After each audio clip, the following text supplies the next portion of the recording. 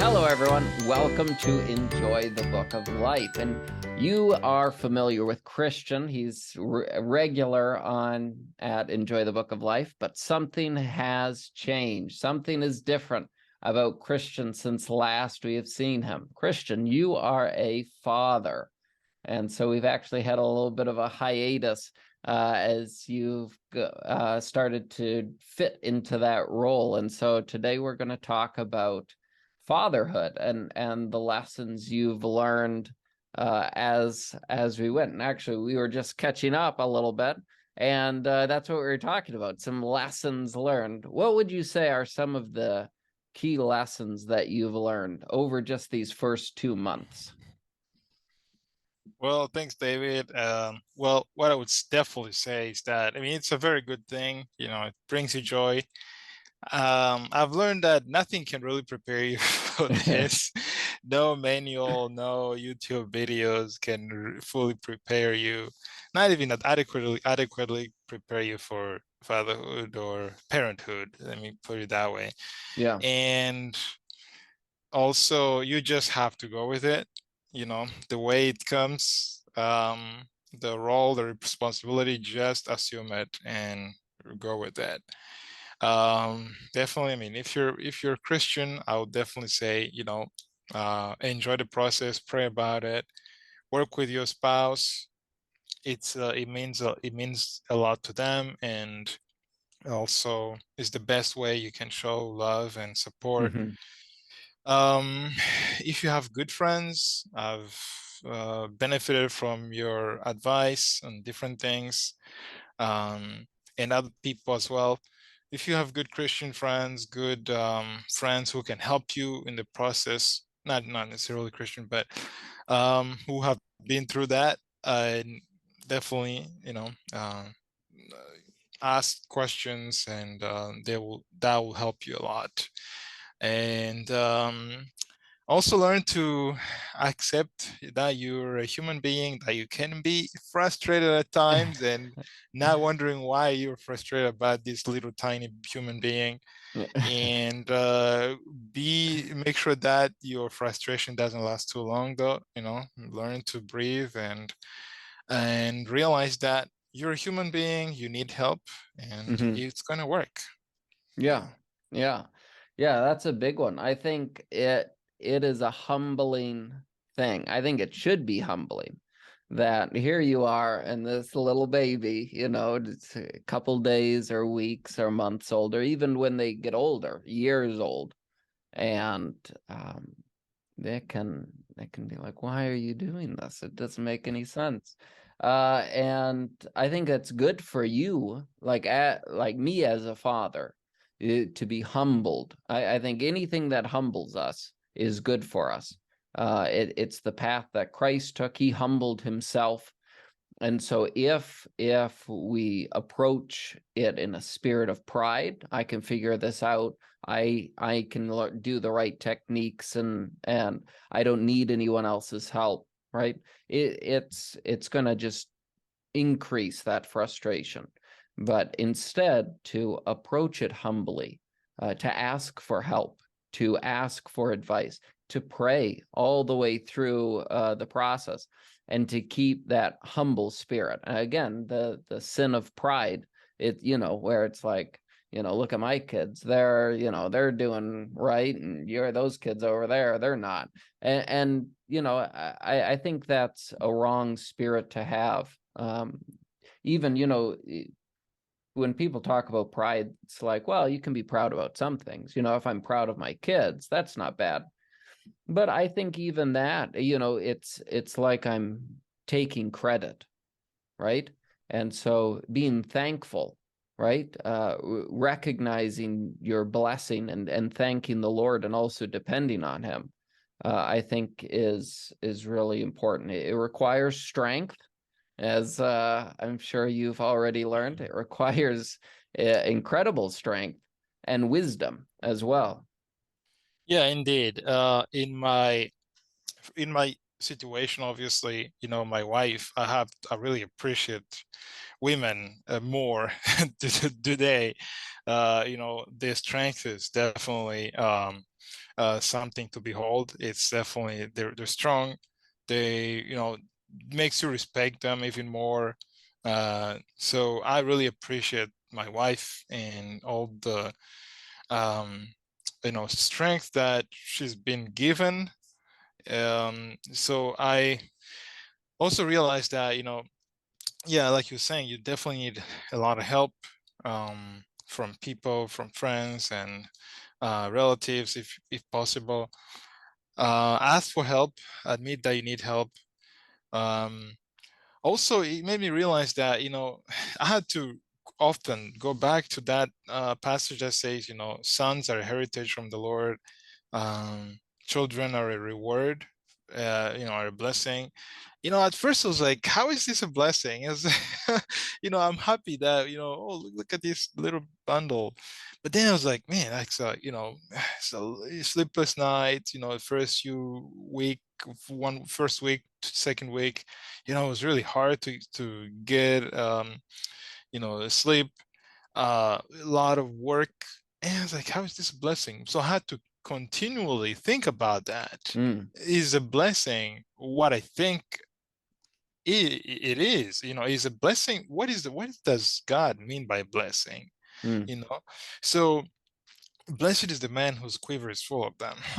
Interesting. Talking about children. yeah. Sounds like, what does really God mean by a blessing? Is a blessing something that I've grew to just pictures of this is what a blessing is? Or is a blessing what God says what it is? So I had to really go back to the verse continually over time, over and over, to Yeah. realize that, well, maybe blessing is not what I really think it is. It's actually probably something much bigger than what my mind can just wrap myself around. So I had to. It was very good to kind of reflect on that and realizing that God really has a much bigger picture than what my small brain can have. Yeah. Right, right. Yeah, because again, we think, in terms of right now, right? I am up and it's 2 a.m. and it was like this last night, right? And that's where my mind is. I'm not thinking 20 years down the road. I'm not thinking about my relationship with my son then or over the scope of my life, or even like you were saying, uh, accepting that responsibility, right? And like I was saying, one of the things about humility, right, it forces you into that position where you reach the end of yourself, right? And again, that's a good place for a Christian to be, all right, dependent on the Lord for strength, dependent on him for wisdom. And this is what you are doing, going back to his word and saying, I need to think about this more, reevaluate what he means by blessing. And I think that's so good. It's so good for us. But then as well, when I have this responsibility, right? Because it's God has given me these children as a stewardship. And so now I find myself making rules, let's say, for our kids, so much, we don't want them watching television all day, right? Well, then it's like, wait a second, do I scroll on my phone all day? Right. And so, or, no, you can't have too many sweets. Well, how do I do after they go to sleep? Right. And so it having those children and setting up, showing them, hey, this is the way that I want you to live, right? And not just in physical things like use of time or healthy eating, but in spiritual things, right? Teaching my children to pray. Well, do I pray? And I think it's so good because what you eventually have are these little mirrors walking around, right? Because they imitate you as good children, right? Which is what we're to do with the Lord, as it says in Ephesians 5, verse 2. So I think one of those things, I think it's interesting. My wife, we were talking recently, our third son, he's just getting, he's about a year and a half.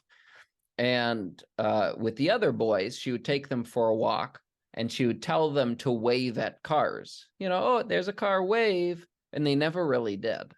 They never did that as little children. Well, then she never taught that to Lucas, but she would wave at cars. And she realized Lucas started waving at all the cars. She never told him once. She would tell the other kids to do it, and they never did it.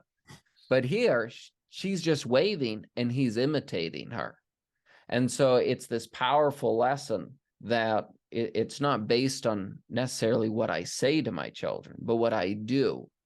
And as I start to see my kids grow up and their tendencies, their behaviors, it's little mirrors. And it's like, oh, I need to set that example. And it's so good because, again, it gives me that, how should I say, a checkpoint, a reflection, I guess I should say, with the mirror illustration. It allows me to reflect for myself. Hey, I'm setting this up for them. Is that how I'm living too? Am I living the same way I want my sons to live when they're my age? And I think it's easier for us to think in terms of others than to put that on ourselves. So yeah, some really good lessons. Yeah. And again, it is a blessing, but not always in the way that we think. Absolutely, yeah. I mean, on that note, really, it you just realize, you look at the different qualities maybe that you would like to not you don't appreciate about yourself, and you don't really you want to grow out of, and you're like, I found myself often even like thinking, oh, I hope he doesn't turn out like me in this Mm-hmm. area of life. I hope he's different, and I'll pray immediately, just a quick prayer like, Lord, just please don't let him be like this, make him this way, you know quickly, because you just see this is a person he's has a personality. He's gonna grow up to hopefully to be somebody, to be he's gonna have a different character. You just can't help but think about it. What is he Mm-hmm. gonna be like? Is it gonna be a good character? Is it gonna be someone after God's heart? Is he all those things? So you can't help but think about it, and all you can do is at the moment, obviously, is just pray, and as they grow, if God wills, you're just helping them, hopefully, as you say, like become a good image of you. So yeah, definitely prayer. I think prayer obviously should start way before even they're born. So, and continue, pray for them, pray for their soul, pray for their salvation, pray for their character, all those things. Yeah, and I think on this topic of prayer, um, realizing, yes, they're in my stewardship, but they are their own unique person, right? That if my sons, they grow up and follow after God, praise to the Lord. Now, if they don't, even the best father in the universe has wayward children. And I think a lot of people who have been parents and have seen their kids grow up, and they've poured into them, they've labored in prayer, and they've seen them wander off. I think it's very dangerous to this idea of pride in our own children, right? Taking 100% of the responsibility, but instead to entrust God with them, to be good stewards of the responsibility that He's given to us. But to sit there and say, well, what did I do wrong, and why aren't they, doing X, Y, Z? Why aren't they following after the Lord? Instead, again, to pray for them, to labor, to love them, to imitate the Father. And I think this is, well, I recently had another episode, it hasn't aired yet, but I was talking with Dave Dixon, and his treasured discovery was about the prodigal son and how God, as the Father, always seeking to welcome you home and to have the same spirit of the Father. You know, that's the only time in the scriptures we see God in a hurry, right? To welcome the prodigal son home and to have that That's true. love for our children as well. Yeah. Mhm. So I think there's that idea of the stewardship and that the reflection aspect that we were talking about. I think also not only is it should not only do they reflect us, right? They imitate us, and you're going to see that more and more as he grows, but we should reflect Christ, right? That if I want them to imitate me, the best way to get good results is for me to imitate Christ, for me to be a reflection of him. And I love the verse in Hebrews 13, which talks about, whose faith follow, right? These Christians who come before, we should follow their faith. What is the end of their conduct? Jesus Christ, yesterday, today, and forever, right? So the saints that we follow, it's like, well, do we want to follow people, right? It's like, well, the answer is yes, as much as they follow Christ. And this is what Paul says. He says, follow me as I follow Christ, right? And that's a big thing about being a parent, being able to admit your mistakes. That comes back to that humility aspect. And as your kids grow, admitting it to them, right? I'm sorry I made a mistake. Being able to humbly admit that.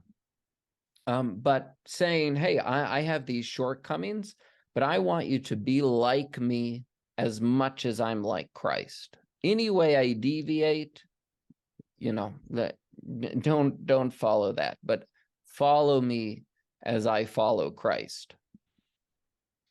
Yeah, indeed. I think there's also a thing to me. There was kind of a quickening of like, oh wow, like I need to get my act together in some areas of my life, spiritually speaking, that is.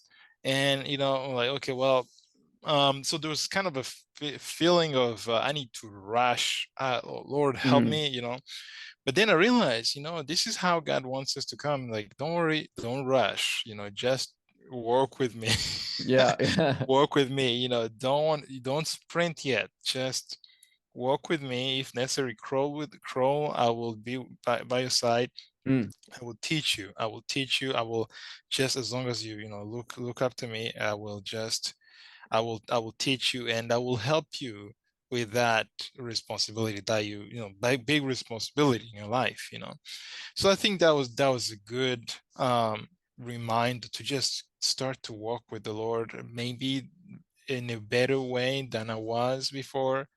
So it's a great, maybe that's the blessing that God talks mm, about. That's one of the blessing, because I believe there is more blessings to come. And I think, obviously maybe we'll touch on this. There is many ways that children can bless us. Maybe, as we start actually reflecting about what is life all about, what is their life ahead, how is it gonna look like? Maybe start thinking about starting to get closer to God in more ways than we were used to. Yeah. hmm Yeah. One of the things I think is important to mention is, we've mentioned Paul, right? And Paul had no physical children, right? He wasn't a physical father, but yet he refers to Timothy as his son, right? His son in the spirit.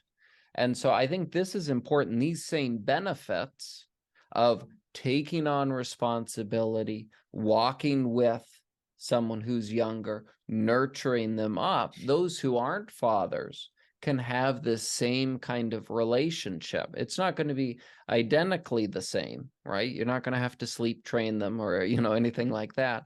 But just like we're learning with our Father, our Heavenly Father, and then being able to pass that on to someone else and say, I'm learning to walk with the Father. you're learning to walk with the Father. Follow me, right? And to help them along that path. And so these lessons, they're open in a broad sense to those who have the physical children or not. Yeah. I think one of the lessons that I've learned some spiritual lessons in physical circumstances. I think this is one of my favorite things where I reach a certain point and then I just feel the Lord teaching me almost in a parable. So, for example, when my boys, they are struggling with something, or even to the point of not listening and rebelling, right? And I get upset. And the Lord reminds me, hey, this is like you sometimes, right? And in those moments reflecting, how is he a father to me when I'm like that, right? And he does, he gives me discipline, but he shows me love. He comforts me. He cares for me. And learning from him as a father in those circumstances. Another one is sometimes they have struggles, things that their whole world is breaking down around them. And it's really not a big deal. And I just want to say, come on, this is not a big deal. Come on, just get past it, forget it. Let's go. Life's, more than, a dirty popsicle or whatever it is that they're breaking down about, right? Or not having a particular stuffed animal at night or something. It's like, this isn't a big deal. But there are so many things like that I find myself distraught over. And yes, I need to learn to trust the Father, right? But I still am distraught over them, right? And how does the Father comfort me? How does he show compassion on me? And learning from the Father to be a father, I think, has been a great lesson for me as well. Absolutely. Yeah, those are, thank you for sharing for those. Definitely, those two are definitely practical, and we can always be in those situations as children of God. Yeah, when we need him and when we want him to expedite different things, things to happen. I don't know a time, timing. I think for me was the way, I want to love my son, and I want to, I'm thinking about him at work, and sometimes I'm thinking about him. Maybe I'm not in the best time of the day, and when I think about him, oh, I look forward to seeing him. And I think about it, how God has us on his heart all the Mm, time. There's no time, there's no lapse of time where he's not thinking about us. mm, But when you read the Psalm 139, you can see how his eyes are on us or wherever we are, and his thoughts are on us. So just thinking about it was like, has made me realize how God really cares for us, yeah. and he's really thinking the best thoughts about us, even when we have departed from the fellowship, with him. He does not. So it's been a good reflection on who the father is, and Mhm. how can I be that kind of father, And and yeah. and even that he thinks like that about our kids, right? That he longs for them. He cares for them. He wants us to take good care of them because he loves them. And I think this is why in the scriptures caring for the fatherless, right, the orphans, is such a big thrust, because the Father loves them. and he wants others to take care of them and love them. And so this is, in the early church, it says, take care of the widows and the orphans, right? Love them, care for them. And I was just reading Psalm 82 or 83, where he says he's a defender of the fatherless, right? He cares for the fatherless. And so even again, it broadens our scope to not just my kids, but are there those around that without fathers that need care? And we can see, like in society, how the father has been, that it's breaking apart the family structure, and to have the father's love for others, I think is important to this is what true religion is, caring for the widows and the fatherless, as James says. Indeed, yeah. One other aspect maybe I would add was to see the physical aspect of the child. And I mean, I couldn't help but think about, I mean, God, how did you think about all this, And I mean, part of my frustrations was, I was like, why aren't babies born and, ready to go, ready ready to sleep, ready to just like, eat, that way, wouldn't that just cut like so half of like all the things you have to do for them? But then I realized, like God had the big is wiser than I am. Mm, He's way bigger, he's way ahead of everything. And I'm even just thinking about the physical, their body, and I was like, man, it's just impressive. yeah, You go from there to here, and it's just mind blowing. God is so wise. yeah, And yeah. this little life is very precious to him, Hmm. as the life of 90-year-old person. Hmm. And it's just impressive to see Yeah. that. Yeah. Yeah, and the amount of teamwork it takes you and your wife, right? I mean, if you as a team, like it takes both of you 100% with this little baby, those first, few days, few weeks, few months, where I mean, you have to communicate, you have to talk to each other, you have to show each other grace and forgiveness, and you need to really just be a unit, and it strengthens, I think, marriage when you're working together as a team, and caring for the little baby and all their long list of needs, Indeed. and you are the fulfiller of those needs, and if you don't meet them, they're not going to be met, and so it's important. Yeah, indeed. Yeah, you have to lay down a lot of things. Even it's a good exercise if you think about it. Okay, like maybe I like initiative. It's one way to say, you know what, I'm gonna do this. I'm not gonna wait for my wife or my spouse to you know to go change the baby. I'm gonna do it. I'm gonna be the first one to do this. I'm gonna take this. I'm gonna take care of this. Don't worry about this. I'm gonna take care of this.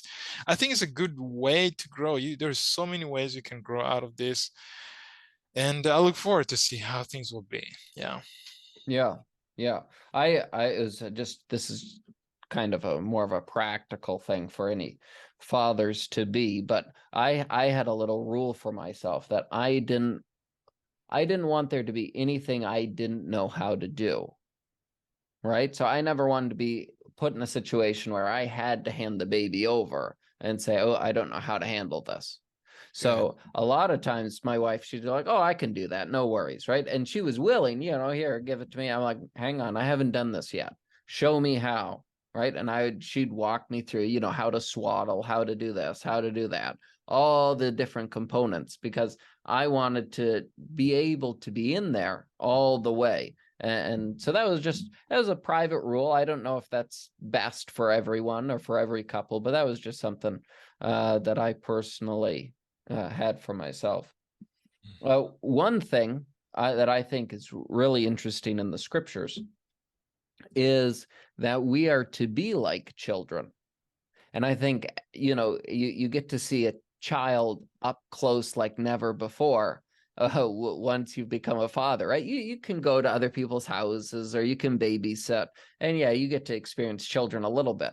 But once you have one yourself, it's like a whole new world of experience. What is a child like? And we're to be childlike, but we're not to be childish, right? In the Christian life. And this is what Paul says in Corinthians, where he says, when I was a child, I behaved like a child. But when I grew up, I put away childish things.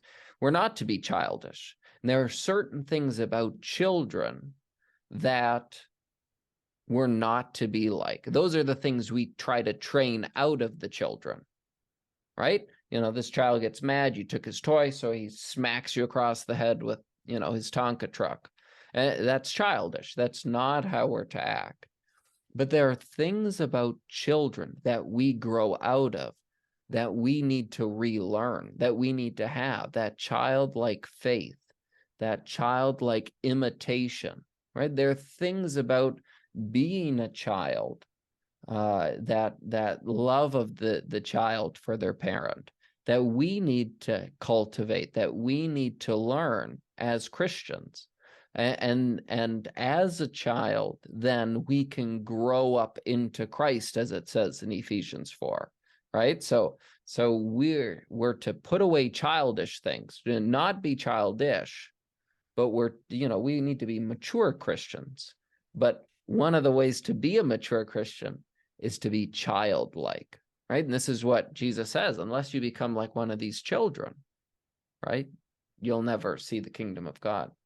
Yeah. So I think being a parent gives you that special little window that you can view children like never before, and Exactly. learn those that dichotomy of the childlike versus the childish.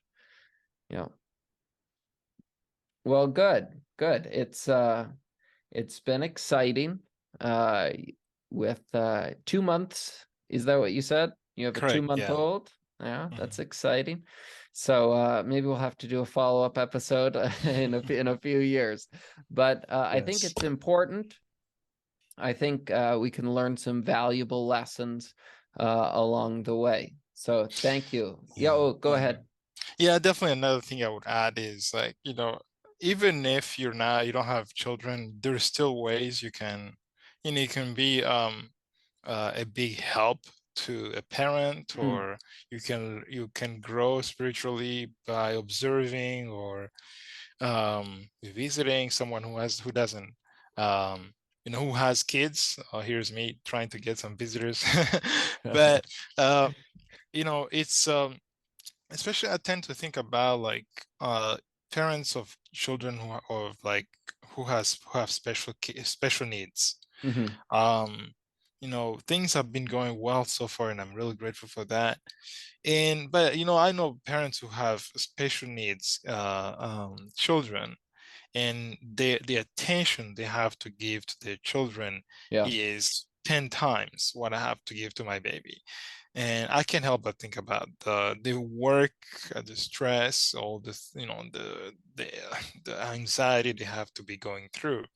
So one way definitely to grow in your spiritual life could be really, looking at seeking for that opportunity to help out, to help them, to encourage them. Mhm. Whoa, that means a huge thing to them. Just to think that, to know that, for them to know that someone is thinking about them, someone is praying for them, someone is supporting them in one way or the other, is a Yeah. huge blessing to them. Yeah, for sure. Yeah, I think that's a great word.